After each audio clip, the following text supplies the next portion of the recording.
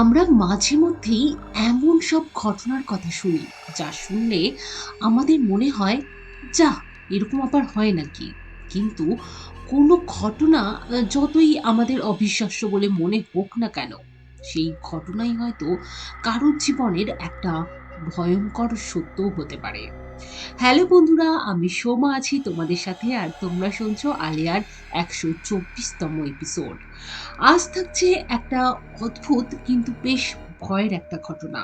ঘটনাটি যিনি পাঠিয়েছেন তিনি তার নাম প্রকাশে অনিচ্ছুক। তো আজকের এপিসোড শুরু করার আগে তোমাদের কাছে রিকোয়েস্ট করব, আজকের এপিসোড যদি তোমাদের ভালো লাগে তাহলে একটা লাইক করে দিও।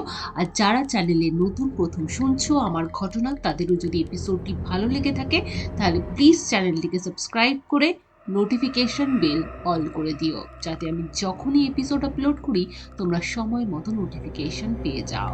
চলে যাচ্ছি আজকের ঘটনায়। হাই, কেমন আছো সবাই? ব্যক্তিগত কারণে আমি আমার নাম প্রকাশ করলাম না। আজ আমি তোমাদের আমার পিসির বাড়ির কাছে ঘটে যাওয়া একটা ভৌতিক ঘটনার কথা শেয়ার করছি। দিদি, তুমি পারলে একটু বুঝিয়ে নিও। আমার পিসির বাড়ি থেকে রেল লাইনের দূরত্ব হেঁটে মোটে ৭-৮ মিনিটের মতো, মানে বেশ কাছেই, বুঝতে পারছো। আমার পিসিদের ৩ তলা বাড়ি। বাড়ির একদম এক পাশে সিঁড়ি। সেই সিঁড়ি ব্যবহার করা হয় ২ তলা, ৩ তলা এবং ছাদে যাওয়ার জন্য। পিসিরা ২ তলায় থাকে আর ১ তলা এবং ৩ তলা ভাড়া দেওয়া হয়। যখনকার ঘটনার কথা বলছি, সেই সময় ভাড়াটিয়া হিসাবে দুটো ফ্যামিলি থাকতো ১ তলায় এবং ৩ তলায়। নিচে যারা থাকতো তাদের একটা ছেলে এবং একটা মেয়ে ছিল। ছেলেটার নাম ছিল পাপাই। আর ৩ তলায় যারা থাকতো তাদের একটাই ছেলে ছিল, তার নাম ছিল বিট্টু। আমার পিসির ছেলের সাথে তাদের দুজনের খুব ভাব ছিল। ওরা কলেজ থেকে ফিরে একসাথে মাঠে খেলা করা থেকে ছাদে আড্ডা মারা সব করতো। পাপাইদা একটু ডেয়ারিং টাইপের ছিল, ভয় ডর একটু কম ছিল ওর। কোনো অনুষ্ঠান বাড়ি থেকে মাঝে মধ্যেই ও রাত ২টো-৩টে নাগাদ বাইক চালিয়ে বাড়িতে ফিরত।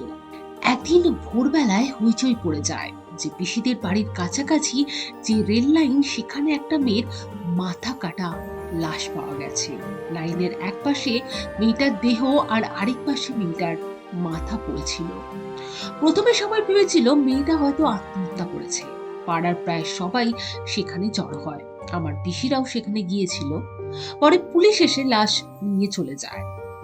আরেকটা কথা বলে রাখি, রেল লাইনের যে দিকটায় পিসিদের বাড়ি ছিল সেই দিকটায় রেল লাইন ঘেঁষেই ছিল একটা মোটামুটি বড়সড় পাকা রাস্তা। সেই রাস্তাটাকেই অনেকে যাতায়াতের রাস্তা হিসাবে ব্যবহার করত। গাড়ি ঘোড়াও চলতো বেশ ভালোই। আর অন্য দিকটায় ছোটখাটো জঙ্গলের মতো আছে। কিছুদিন পরে জানা যায় যে মাথা আর বডিটা একটা মেয়ের নয়, মানে যে মেয়ের মাথাটা পড়েছিল তার দেহ উধাও ছিল, আর যার দেহ পড়েছিল তার মাথা উধাও ছিল। এরপর আরো কয়েকদিন কেটে যায়। পুলিশ মেয়ে দুটোর পূর্ণাঙ্গ লাশের খোঁজ করতে থাকে। একদিন সকালে দাদারা দেখে পাপাইদার খুব জ্বর। পাপাইদার মায়ের কাছ থেকে জানা যায় আগের দিন নাকি পাপাইদা বেশ রাতে বিয়ে বাড়ি থেকে ফেরে। পাপাইদাকে দেখে নাকি মনে হচ্ছিল খুব ভয় পেয়েছে কিছু একটা দেখে। কোনো রকমে ও বাইক রেখে বাড়িতে ঢুকে, আর রাত থেকেই ওর খুব জ্বর।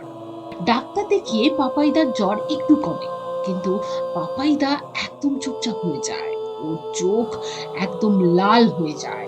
ঘরের একটা নির্দিষ্ট কোণের দিকে অদৃশ্য আঙুল তুলে কাউকে দেখিয়ে ও বলতে থাকে, ওরা এসেছে, ওরা এসেছে, ওরা ওরা আমাকে ওদের সাথে করে নিয়ে যাবে। আমাকে বাঁচাও মা, আমাকে বাঁচাও।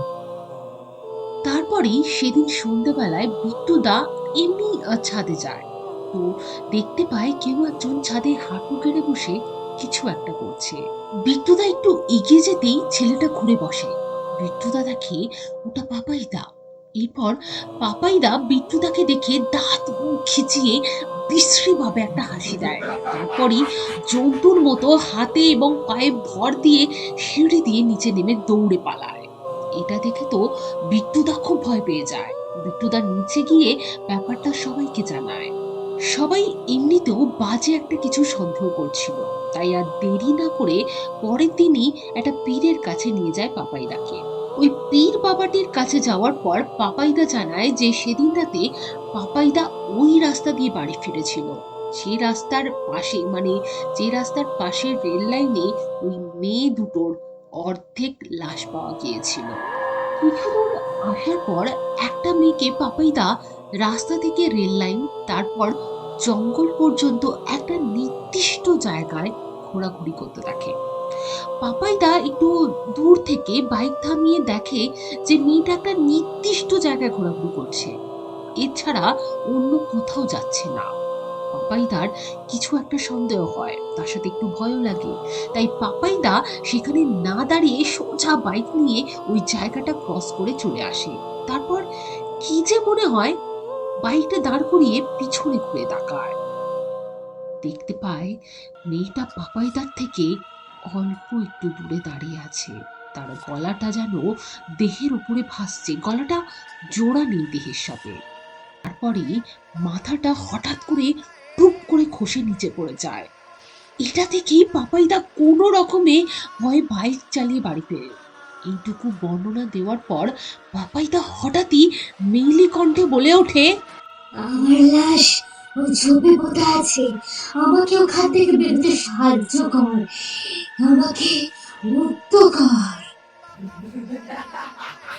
এইটুকু বলেই পাপাইদা অজ্ঞান হয়ে যায়। এরপর পীর বাবাটি ঝাড়িয়ে দিয়ে বলে যে পাপাইদা অত রাতে বাড়ি ফিরছিল, তাই তার ওপর অপদৃষ্টি পড়েছে, তাবিজ দিয়ে দিচ্ছি, সব ঠিক হয়ে যাবে। এরপর সত্যি সত্যি পাপাইদা পরের দিন থেকে অনেকটা সুস্থ হয়ে যায়, তারপর আস্তে আস্তে আরো রিকভার করে। এরপর এক সপ্তাহের মধ্যে লাইনের পাশের ওই জঙ্গলটা থেকে মাটি খুঁড়ে একটা বস্তাবন্দি একটা মাথা কাটা লাশ এবং মাথা উদ্ধার করা হয়। তাহলে কি সেদিন পাপাইদাকে ওই মেয়েটির আত্মাই দেখা দিয়েছিল বা প্রজেস করেছিল? তা না হলে পাপাইদা কি করে পীর বাবার কাছে জঙ্গলের ঝোপে লাশ পুঁতে রাখার কথা বলেছিল? সত্যি এই প্রশ্ন থেকেই যায় যে পাপাইদা কি সেদিন ওই মেয়েটা বা ওই মেয়ে দুটোর আত্মার দ্বারা কি পজেস্ট হয়েছিল? তা না হলে পাপাইদা ওই পীর বাবার কাছে গিয়ে কি করে বলল যে ওই জঙ্গলেই ওই মেয়েটার লাশ পোতা আছে? তো যাই হোক, কেমন লাগলো আজকেরকার ঘটনা? যারা শুনলে অবশ্যই কমেন্ট করে জানিও, এবং যে ঘটনাটি পাঠিয়েছো তাকে অসংখ্য ধন্যবাদ এরকম একটা ঘটনা আমাদের সাথে শেয়ার করার জন্য। আর তোমরা যারা আমাকে ঘটনা পাঠাতে চাইছো তারা লিখে কিংবা ভয়েস রেকর্ড করেও পাঠিয়ে দিতে পারো আলেয়ার মেল আইডি কিংবা ফেসবুক পেজের ইনবক্সে, লিঙ্ক ডেসক্রিপশন বক্সে দেওয়া থাকবে। তাছাড়া আজকের এপিসোডের থাম্বনেলেও তোমরা মেল আইডি পেয়ে যাবে। আমাদের চ্যানেল আলেয়াতে সবার পাঠানো ঘটনাই পড়ে শোনানো হয়, শুধু শর্ত একটাই, যে ঘটনাটি হতে হবে কারোর জীবনে ঘটা সত্যি ভৌতিক কিংবা অলৌকিক ঘটনা। আমাদের চ্যানেল আলেয়া কোনো রকম কোনো কুসংস্কারকে সাপোর্ট করে না। আলেয়ার ঘটনাগুলি কতটা সত্যি কিংবা মিথ্যে সেই তর্কে না গিয়ে আমি সবসময় রিকোয়েস্ট করব যে ঘটনাগুলিকে শুধুই মাত্র এন্টারটেইন পারপাসে নেওয়ার জন্য। আজকের এপিসোড এখানেই শেষ করছি। তোমরা আলেয়াকে বেশি বেশি করে ভালোবাসা দিতে থাকো, এবং যারা তোমাদের মতো সত্যি ভৌতিক কিংবা অলৌকিক ঘটনা শুনতে ভালোবাসে তাদের সাথে আমার বলা ঘটনাগুলোকে শেয়ার করতে পারো। তোমাদের সাথে দেখা হচ্ছে মঙ্গলবার আরও একটি সত্যি ভৌতিক কিংবা অলৌকিক ঘটনার সাথে, ঠিক রাত 10টার সময়। শুভরাত্রি।